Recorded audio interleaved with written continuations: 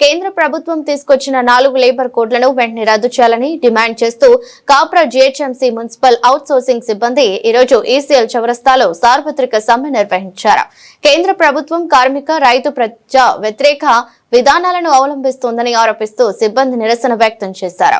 ఈ సందర్భంగా మున్సిపల్ సిబ్బంది మాట్లాడుతూ కేంద్ర ప్రభుత్వం అమలు చేస్తున్న 4 లేబర్ కోడ్లు కార్మికుల హక్కులను హరించే విధంగా ఉన్నాయని, వాటిని వెంటనే రద్దు చేయాలని డిమాండ్ చేశారు. తమ పనితనాన్ని గుర్తించి తగిన వేతనాలు, ఉద్యోగ భద్రత కల్పించాలని కోరారు. కేంద్ర ప్రభుత్వము 4 లేబర్ కోడ్లను తీసుకొచ్చింది. అది కార్మికులకు చట్టవిరుద్ధ నేరము.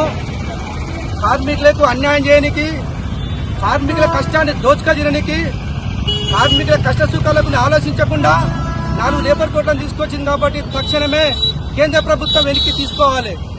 లేని పక్షాన ఎంతో కష్టపడి ఎన్నో కార్మిక నాయకులు ఎన్నో జెండాలు, ఎన్నో యూనియన్లు పెట్టుకుని 44 కార్మిక చట్టాలను తీసుకొస్తే ఈ రోజు ఉన్న నరేంద్ర మోదీ ప్రభుత్వము ఈ చట్టాలు మొత్తం తీసేసి ఆయనకు ఇష్టం వచ్చినట్టుగా పెట్టుబడిదారులకు వ్యవస్థను కాపాడుకునే విధంగా, కార్మికులకు అన్యాయం జరిగే విధంగా ఈ చట్టాలను తీసుకొచ్చి కార్మికులు పొట్టగొట్టాలని చెప్పి చూస్తున్నాడు.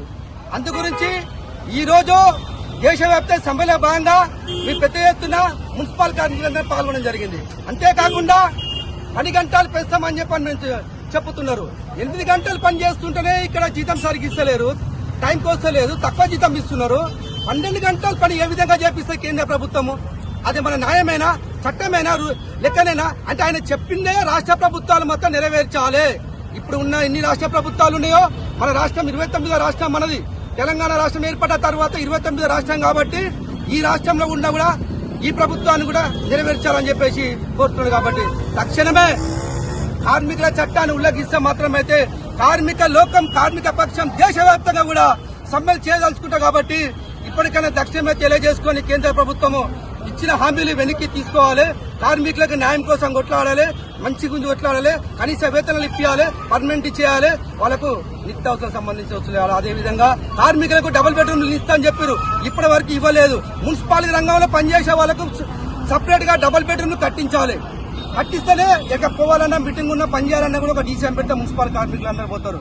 అంతేకాకుండా ఇక్కడ ఉన్న ఈఎస్ఐ హాస్పిటల్ ఆచారంలో ఒకటే ఉన్నది. మాకు ఆర్టీసీ వాళ్ళకి ఏ విధంగా సపరేట్ గా పెట్టిరో హాస్పిటల్, మాకు మున్సిపాలిటీ వర్కర్లకు కూడా సపరేట్ గా ఒక హాస్పిటల్ ఏర్పాటు చేసి మా కార్మికుల పక్షం నిలవాలని చెప్పి కోరుతున్నాను. జేఏసీ మున్సిపల్ కార్మికుల ఐక్యత. అందరికీ నమస్కారం. ముఖ్యంగా మా కార్మికులకు చాలా నష్టం జరుగుతుంది, అది అందరికీ తెలుసు. కానీ ఇంకా న్యాయం చేస్తలేరు. మేము ఎన్నో పోరాటాలు చేసినాము, ధర్నాలు చేసిన వాళ్ళను ఉద్యోగాల నుంచి తొలగించి వాళ్ళు చాలా తిరిగిన తర్వాత కొన్ని కట్టుబాట్లతో వాళ్ళను ఉద్యోగాలకు తీసుకోవడం జరిగింది. అందుకని మా యొక్క కార్మికుల చట్టాల గురించి కొట్లాడడానికి కూడా మా కార్మికులు భయపడుతున్నారు. ఎందుకంటే ఎక్కడ తీసేస్తారో, ఎక్కడేమి అగ్రిమెంట్లు తీసుకుంటారో అనే ఉద్దేశంతో భయపడుతున్నారు. అలాంటి కక్ష కట్టకుండా మాకు ఏదైనా న్యాయం చేయాలి. మాకు శాలరీస్ చాలా తక్కువ, రోడ్ల మీద పనులు చేస్తున్నాము, టైమింగ్స్ చాలా ఎక్కువ. ఈ ఐరిష్ తీస్తున్నారు, ఐరిష్ లో కూడా చాలా ప్రాబ్లమ్స్ అవుతున్నాయి. అలాంటివి కాకుండా కొంచెం న్యాయంగా చేసి మా కార్మికులకు న్యాయం చేయవలసిందిగా గవర్నమెంట్ కోరుతున్నాము. ముఖ్యంగా మా యొక్క కార్మికుల కష్ట సుఖాలు తెలుసుకొని నిజంగానే ఇందిరమ్మ ఇండ్లు ఇస్తామని గవర్నమెంట్ ఎన్నోసార్లు చెప్పారు. ఇండ్లు ఇస్తాం, మీకు అన్ని విధాలుగా సదుపాయాలు కలిగిస్తాము, అందరికీ ఒకే దగ్గర ఇండ్లు ఇస్తామని చెప్పి మాట్లాడారు. అన్ని బూటక్ మాటలు. ఆ మాటలు ఇప్పటికైనా నెరవేర్చి మా కార్మికులకు న్యాయం చేయాలని గవర్నమెంట్ కోరుకుంటున్నాం.